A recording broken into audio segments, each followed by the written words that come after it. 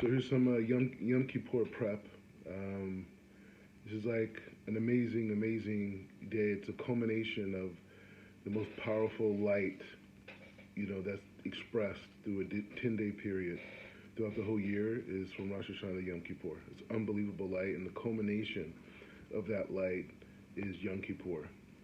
Each day represents a specific type of energy of God's light into this world, and on Yom Kippur we have this ability to manifest. But here's a consciousness. Here's a kavana. This is a way of going into this time. Is to think about all the chaos that exists inside of the world exist because of the disconnection between the God's revealment of light, is the energy, if you want to use that, and our souls. When the human soul, when the Jewish soul receives God's light, it's able to live at its maximum ability of being a giver, being a sharer, being an entity of love, being an entity of compassion, being an entity of rescue, being God-like, being like the Creator. All the things that the Creator does in terms of compassion, in terms of giving, in terms of sharing, in terms of patience, all these qualities that we see expressed by the Creator for all of humanity, this is expressed by individuals, human beings, when we're able to receive God's light properly. So when we look at the world and we look at, war, we look at corruption, we look at violence, we look at,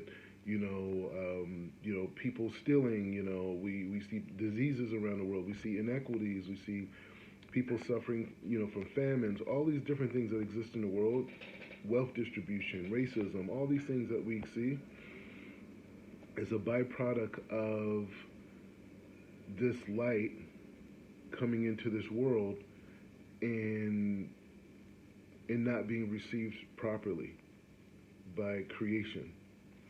And because of this, we see terrible things happen in the world. We see people suffering. We see all types of things.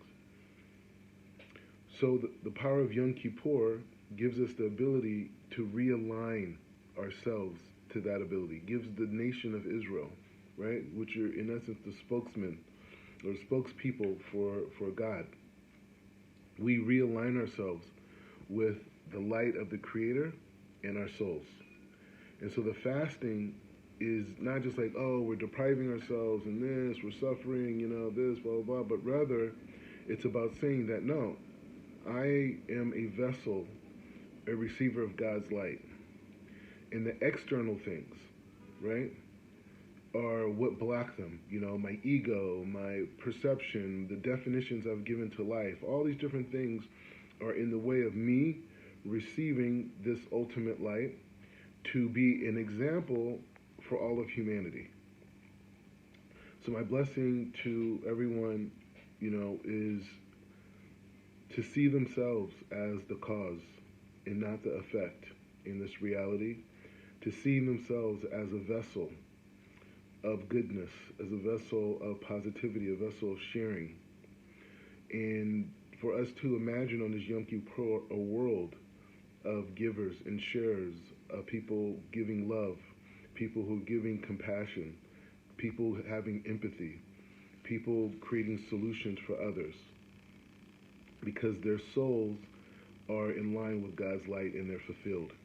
And they're not going to be manipulated by people who have evil intentions and people who want to take advantage and all these different things, but rather they're going to be fulfilled and they're going to have dots. They're going to be able to think for themselves and they're going to be able to differentiate evil from good and take advantage of this amazing lifetime.